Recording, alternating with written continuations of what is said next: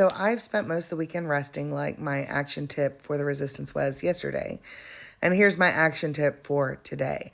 Now, we all need to stay very aware of what's going on, but there's so much going on that we can only participate really in the parts that make us most passionate. None of us can do everything well, but all of us can do something well, right? But on the weekends, we need to rest and renew ourselves. And one way I think that we need to try is we need to find one good tiny thing that happened in the sea of bad, right? It is bad that Pete Hegseth got confirmed, but it wasn't a surprise. It really wasn't. We weren't surprised by that, right? But we were a little surprised that it took Vance to break the tie because we didn't realize there would be 3 courageous Republicans to break ranks on this.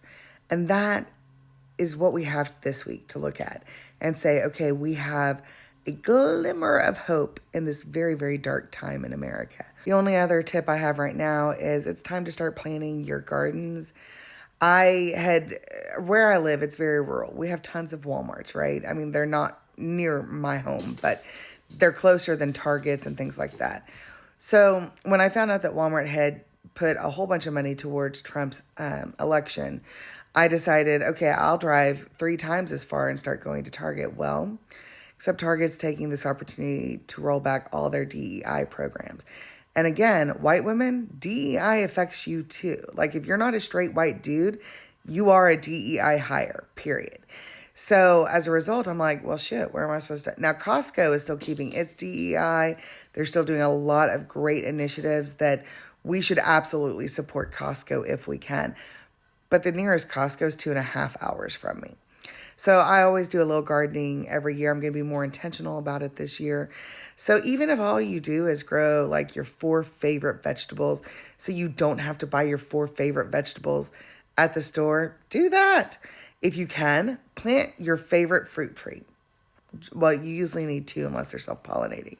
It'll take 5 years before you get fruit. But you know what? That's still a step in the right direction. If you can, get chickens. Do a lot of research first. I don't like when people get a chicken and think that that's okay. You have to have more than one. They're flock animals.